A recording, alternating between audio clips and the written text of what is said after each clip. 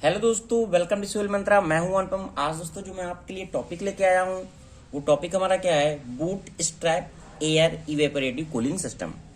कि हम जो एयरक्राफ्ट है उसमें बूट स्ट्रैप हमारी जो एयर इवेपोरेटिव कूलिंग सिस्टम होता है वो किस तरीके से वर्क करता है। हम बात करेंगे इसमें उसके कंस्ट्रक्शन के बारे में बात करेंगे, उसके वर्किंग प्रोसेस के बारे में बात करेंगे और बात करेंगे टीएस डायग्राम के बारे में। ओके दोस्तों, वीडियो को स्टार्ट करने से पहले आपसे रिक्वेस्ट है दोस्तों, अगर आप चैनल पे नए हैं तो चैनल को जरूर सब्सक्राइब कर लें। अगर आपने इसके पीछे का वीडियो नहीं देखा है जिसमें मैंने बात किया था boot strap air cooling system का मतलब वहां इवेपोरेटर हमारा नहीं था। यहाँ हम क्या बात कर रहे हैं कि boot strap air evaporative cooling system हमारा किस तरीके से वर्क करता है। अगर आपने पीछे का वीडियो देखा है तो ये आपको दोस्तों बिल्कुल इजिली समझ में आ जाएगा। बस अंतर इतना होता है कि जो हमारा boot strap air cooling system होता है उसमें इवेपोरेटर नहीं लगा होता। इसमें हमारी एक एडिशनल डिवाइस आ जाती है, वो क्या होता है, इवेपोरेटर हमारा इसमें लगा होता है। अब देखते हैं कि हमारा इवेपोरेटर भी हमारा अटैच हो जाता है पूरे सिस्टम में तो कैसे वर्क करता है। ओके दोस्तों, तो बात करते हैं पूरे सिस्टम की, देखते हैं कैसे इसका कंस्ट्रक्शन है, इसके पार्ट क्या है, इसका वर्किंग प्रोसेस क्या है। आपको पता है ये हमारा क्या है, पूरा एयरक्राफ्ट का हमारा है, एक तरीके से हमारा पूरा इंजन है। ये हमारी क्या है, एम्बियंट एयर है। एम्बियंट एयर क्या होती है, ये अंदर आती है, एक तरीके से हमारा डिफ्यूजर लगा होता है जो क्या करता है, जो हमारी पोटेंशियल एनर्जी रहती है उसको क्या करता है, एक तरीके से हमारा प्रेशर एनर्जी में चेंज कर देता है। ठीक है, फिर ये रैम एयर इसके अंदर आती है। जब रैम एयर यहाँ आती है तो रैम एयर जो है इसका क्या टेम्परेचर अभी हाई है, क्योंकि यहाँ इसका कितना था, T1 था और हमारा T1 था और प्रेशर हमारा P1 था। ठीक है, अब यहाँ अंदर हमारा क्या हो जाता है, इसका T2 टेम्परेचर हो जाएगा और प्रेशर हमारा भी क्या हो जाएगा, चेंज हो जाएगा। ठीक है, बट क्या है, यहाँ हमारा टेम्परेचर हमारा काफी क्या रहता है, इसको हाई रहता है। जब हमारी रैम एयर, अब रैम एयर क्या होती है इसकी स्टार्टिंग में मैंने ऑलरेडी डिस्कस किया हुआ है, अगर आपने वो वीडियो नहीं देखा दोस्तों तो जरूर देख लें।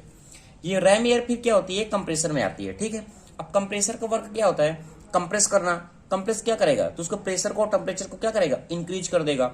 तो ये इसके अंदर आती है। फिर इसके बाद क्या होता है, ये हमारी कंबक्शन चैम्बर में जाती है। ये हमारा क्या है, कंबक्शन चैम्बर है। जब ये कंबक्शन चैम्बर में जाती है तो यहाँ हमारा एयर हो गया और प्लस फ्यूल भी रहता है। ठीक है, तो दोनों मिक्स हो जाएगा। जब दोनों मिक्स हो जाएगा तो क्या होगा, एक तरीके से हमें एनर्जी मिलेगी, दोनों बर्न होंगे। जो हमारी एनर्जी मिलती है वो हमारी एनर्जी किस में जाती है, टरबाइन में जाती है।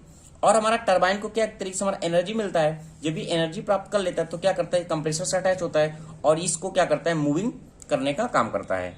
ठीक है, यहां तक का प्रोसेस आपको समझ में आ गया।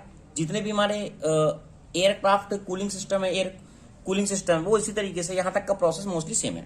अब क्या है, ये जो कंप्रेसर एयर है ना, कंप्रेस्ड एयर है कंबक्शन चैम्बर की, ये हमारी क्या होती है, ये हमारा फर्स्ट हीट एक्सचेंजर लगा हुआ है इसमें, ये हमारा सेकंड हीट एक्सचेंजर है। आपको याद रखना है कि बूट स्ट्रैप में हमारे दो हीट एक्सचेंजर होते हैं और दो कंप्रेसर होते हैं। फर्स्ट कंप्रेसर यहाँ लगा हुआ है और सेकंड कंप्रेसर यहाँ लगा हुआ है। और हमारा क्या होता है, एक हमारा क्या होता है, इवेपोरेटर लगा होता है। लेकिन जब हम इवेपोरेटर की बात नहीं कर रहे थे, विदाउट इवेपोरेटर की बात कर रहे थे, तो वहां हमारा इवेपोरेटर नहीं लगा हुआ था। ओके, तब क्या होता है, ये जो हमारी कंबक्शन चैम्बर से एयर निकलती है, ये हमारी क्या होती है, ये इस तरीके से हीट एक्सचेंजर से पास होती है। अब हीट एक्सचेंजर से ये पास हुई और हमारे यहाँ से क्या होती है, रैम एयर आती है। जो तो रैम एयर और इसका दोनों को क्या टेम्परेचर डिफरेंस है। इसका जब ये कंबक्शन ज्वलनशील गैसेज है तो क्या, इसका टेम्परेचर इसका हाई है और इसका टेम्परेचर क्या, इसकी अपेक्षा कम है। तो यहाँ क्या होता है, हमारा टेम्परेचर डिफरेंस क्रिएट होता है। जो हीट का ट्रांसफॉर्मेशन करने के लिए, कूलिंग बेटर प्रोवाइड करने के लिए हम क्या करते हैं, टेम्परेचर डिफरेंस क्रिएट करते हैं। ठीक है, तो ये हमारी रैम एयर क्या होती है, रैम एयर के सहारे ये हमारी जो एयर होती है, ये हमारी जो एयर जा रही है ये कूल्ड होती है। ठीक है, इस तरीके से हमारी रैम एयर है। और जो रैम एयर होती है फिर क्या हो जाती है, एग्जिट हो जाती है एटमॉस्फेयर पे। अब क्या है, ये रैम एयर इस साइड भी जा रही है और इस साइड भी जा रही है। दोनों क्या होता है, दोनों हीट एक्सचेंजर अटैच होते हैं, फर्स्ट हीट एक्सचेंजर और ये सेकंड। अब क्या हुआ, जब ये फर्स्ट हीट एक्सचेंजर से हमारी जो एयर कोल्ड होकर निकली उसको हम क्या करते हैं, सेकंड कंप्रेसर में भेजते हैं। अब देखो यहाँ सेकंड कंप्रेसर में भेजने का मतलब क्या है, हमारी जो एयर है ना इसको हम क्या करते हैं ना, और एक्सपेंड करते हैं। यहाँ क्या होती है, गैस का क्या होता है, एक तरीके से एक्सपेंशन होता है। एक्सपेंशन होगा तो उसका जो प्रेशर है और टेम्परेचर क्या हो जाएगा, यहाँ रिड्यूस हो जाएगा। तो हम क्या करते हैं, यहाँ प्रेशर और टेम्परेचर को क्या करते हैं, और रिड्यूस कर देते हैं। अब रिड्यूस कर दिया, इसका प्रेशर टेम्परेचर हमारा कम हो गया, रैम एयर का हमारा ज्यादा है, तो क्या हो गया, डिफरेंट क्रिएट हो गया। तो हम क्या करते हैं, फिर से इसको सेकेंड हीट एक्सचेंजर से पास कराते हैं और हमारी यहाँ से क्या होती है, रैम एयर पास होती है।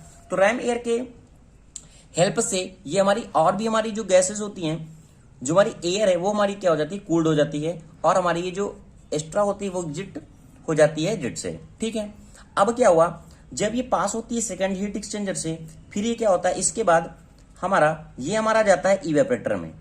ठीक है, अब इवेपरेटर में जाए तो हमारे क्या होगी, गैस इवेपरेट होगी। जो भी हमें यहाँ हमें तो ठंडा मिल गया, बट हमें क्या करना है, और भी उस गैस को क्या करना है, एयर को ठंडी करनी है। तो हमें क्या किया, उस एयर को ठंडा करने के लिए अगेन क्या करते हैं, एक इवेपरेटर से पास कराते हैं। और जब इवेपरेटर से पास कराते हैं तो हमारी जो और भी इसमें जो गर्म एयर बचती है वो क्या करती है, एग्जिट हो जाती है। और फिर हम क्या करते हैं, इसको अगेन क्या करते हैं, कूलिंग टरबाइन में ले जाते हैं। फिर कूलिंग टरबाइन में जब लेंगे तो हमारी क्या एयर कूल्ड होगी, इसका क्या होगा, एक्सपेंशन होगा। जब इसका एक्सपेंशन होता है तो हमारी फिर इसके बाद क्या, जो हमारी ठंडी एयर मिलती है उसको क्या करते हैं, हम कैबिन में भेज देते हैं। अब देखो यहाँ का क्या प्रोसेस था, अब ये सेकेंड कंप्रेसर में गया, जब ये सेकेंड कंप्रेसर में गया तो क्या हो, इसको एनर्जी मिली और एनर्जी हमारा क्या होती है, कूलिंग टरबाइन से कनेक्ट होती है, जो एक दूसरे को क्या करते हैं, मूविंग करने के काम आते हैं। ठीक है, तो इस तरीके से यहां से एनर्जी मिल जाती है टरबाइन से और ये हमारा कंप्रेसर को क्या करता है, जनरेट कराता है। तो इस तरीके से हमारा दोस्तों पूरा वर्क करता है bootstrap air evaporative cooling system. आपको आशा करता हूं समझ में आ गया होगा कि हमारा पूरा साइकिल किस तरह चलता है। बात करते हैं इसके टीएस डायग्राम के बारे में। तो मैं दोस्तों पुराना उठा लेता हूं, जिसमें मैंने डिस्कस किया था कि अगर हमारा विदाउट इवेपोरेटर है तो कूलिंग सिस्टम है, तो हमारा किस तरीके से वर्क करता है बूट स्ट्रैप। अब यहाँ अंतर क्या आएगा, देखो फिर से एक बार मैं साइकिल आपको रिवीजन करा देता हूँ, ऐसे रखता हूँ ताकि आपको पूरे तरीके से समझ में आए। अब देखो मैंने बताया था 1 से 2, ये हमारा एक तरीके से 1 है, ये हमारा 2 है। ठीक है, ये 1 से 2 हमारी जब जाती है, ये हमारा एम्बियंट एयर का प्रेशर है, ये कैबिन का प्रेशर के लिए हमने डिनोट किया लाइन, ये हमारा एक्चुअल रैम का प्रेशर है, ये हमारा आइडियल प्रेशर है। ठीक है, जो हमारी लाइन दिख रही है, एक सेकेंड, अब आपको पूरा फिगर दिख रहा होगा ऐसे। ठीक है, तो क्या हुआ, पहले हमारी जब एयर आती है, एम्बियंट एयर आती है, रैम एयर में कन्वर्ट होती है, तो वो क्या होता है, आइसेंट्रोपिक वर्क करती है। आइसेंट्रोपिक का मतलब entropy will be the constant, entropy हमारी क्या होती है, कांस्टेंट होती है। बट जो इंथैल्पी है और हमारा टेम्परेचर है वो सेम रहता है, यानी H1 equal to H2 dash कर सकते हैं और T1 equal to T2 equal to T2 dash हम कह सकते हैं। क्यों, देखो यहाँ क्या है, T2 है और T2 डैश हमारा क्या, दोनों इक्वल हो रहे हैं। ठीक है, तो यहाँ एक तरीके से 1 से 2 जो हमारा कर रहा है आइसेंट्रोपिक वर्क कर रहा है। बट एक्चुअल में क्या है, due to the friction irreversibility हमारी क्रिएट होती है यहाँ, तो 1 से 2 डैश हमारा क्या है, एक्चुअल रैमिंग प्रोसेस हमारा साइकिल होता है। फिर हमारा जो 2 से 2 डैश से 3 डैश चलता है वो हमारा क्या, आइसेंट्रोपिक कंप्रेशन प्रोसेस होता है। यहाँ देखो रैम एयर आ रही है, फिर यहाँ हमारा क्या कंप्रेसर जनरेट हो रहा है, तो यहाँ क्या हो रहा है, आइसेंट्रोपिक हमारा कंप्रेसर क्रिएट हो रहा है। ठीक है, तो ये प्रोसेस हमारा हो गया। फिर क्या है, बट एक्चुअल हमारा क्या है, 2 डैश से 3 डैश है। जो भी हमने डैश से साइकिल को शो किया वो हमारी एक्चुअल साइकिल को प्रेजेंट करता है। अब देखो यहाँ के बाद क्या है, फिर हमारे हीट एक्सचेंजर लगे हुए हैं, हीट एक्सचेंजर लगे हुए हैं, तो जो हमारा 3 डैश से जो हमारा 4 चल रहा है साइकिल, वो हमारा क्या है, फर्स्ट हीट एक्सचेंजर के लिए है। फर्स्ट हीट एक्सचेंजर पे हमारी जो कूलिंग प्रोवाइड हो रही है। फिर क्या है, फिर आइसेंट्रोपिक कंप्रेसर वर्क करता है। फिर हमारी फर्स्ट हीट एक्सचेंजर के बाद क्या आती है, कंप्रेसर में आती है, तो ये हमारी क्या आइसेंट्रोपिक कंप्रेसर वर्क कर रही है। फिर हमारा एक्चुअल साइकिल 4 to 5 शो कर रहा है, फर्स्ट हीट एक्सचेंजर में और सेकंड कंप्रेसर के लिए। अब देखो इसके बाद क्या हो रहा है ना, कि सेकंड हीट एक्सचेंजर में आ रही है, फिर इसके बाद क्या होता है, इवेपोरेटर में जा रही है। जब इवेपोरेटर में जा रही है ना, तो एक पॉइंट क्या होगा, टेम्परेचर रिड्यूस होगा, यहाँ तुम्हारी एक साइकिल और यहाँ ऐड हो जाती है, जो कहलाती है 5 to 6, और इसको हम क्या करते हैं 6 डैश नाम दे देते हैं। बस अंतर सिर्फ इतना होता है, इवेपोरेटर में हमें और भी ज्यादा कूलिंग को बेटर करना है, तुम्हारी ये बेटर एफिशिएंसी हमें प्रोवाइड होती है bootstrap air evaporative cooling system में। और दोस्तों formula same as it is होता है।